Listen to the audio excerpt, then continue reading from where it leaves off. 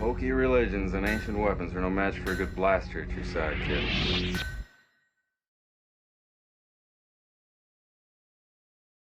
Fast ship. You've never heard of the Millennium Falcon? Should I have?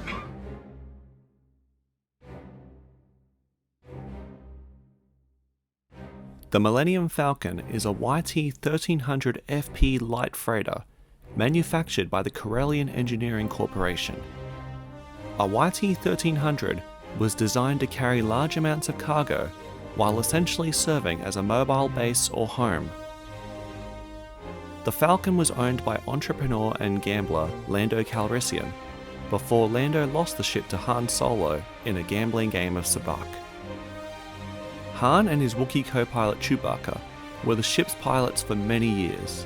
However, after the fall of the Galactic Empire, Han and Chewie somehow lost the Millennium Falcon. Eventually, the Falcon was unknowingly discovered by Rey and Finn on the planet of Jakku, 30 years after the destruction of the second Death Star. What a piece of junk! The Millennium Falcon is an illegally or heavily modified craft. While under ownership of both Lando and Han respectively, the Falcon underwent many modifications. Stealthy cargo sections were installed under the Falcon's floor plates, hiding storage for smuggled goods, but proved invaluable to Luke, Obi-Wan, Han and Chewie's survival when they were captured by the first Death Star.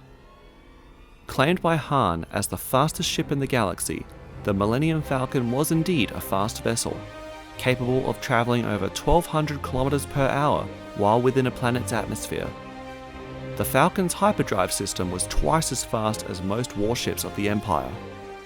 Due to these extensive modifications, the Falcon had a reputation for being unreliable, failing at the worst of times for the ship's crew.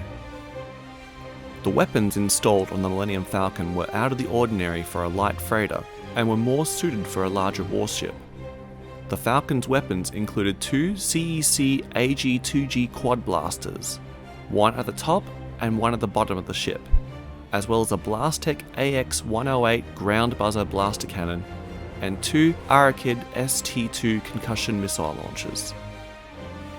The Falcon's shields were comparable to that of a capital ship, while its speed and agility were likened to a starfighter.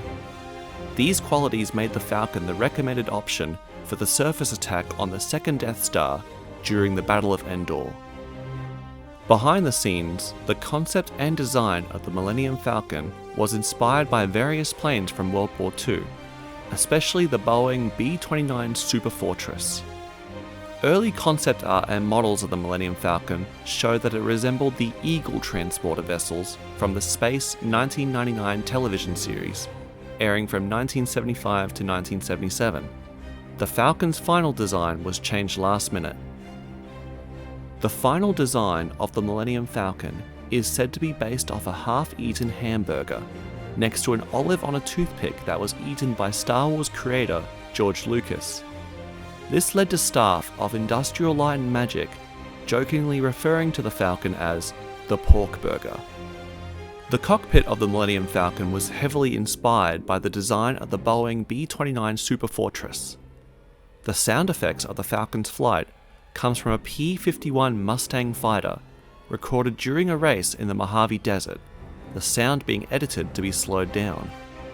The concept of the Millennium Falcon has been the inspiration of different ships and stories over the years, including the Ebon Hawk in the Star Wars Knights of the Old Republic games, as well as Serenity, the Firefly class vessel in the 2002 television series Firefly. The Millennium Falcon made a brief cameo appearance in Star Wars Episode 3, Revenge of the Sith, as confirmed by George Lucas, but no confirmation is offered as to who was piloting the ship at the time.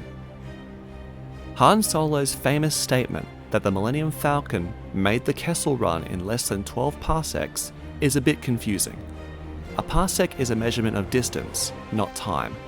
George Lucas explained in the original 4-DVD special edition that Han's statement is regarding the Falcon's navigation computer, in that it was apparently so advanced it could plot a shorter route through hyperspace than any other ship in the galaxy, resulting in faster travel. An alternative theory is that Han could be simply trying to impress people on board his ship with complex language and jargon, when it just comes across as bragging.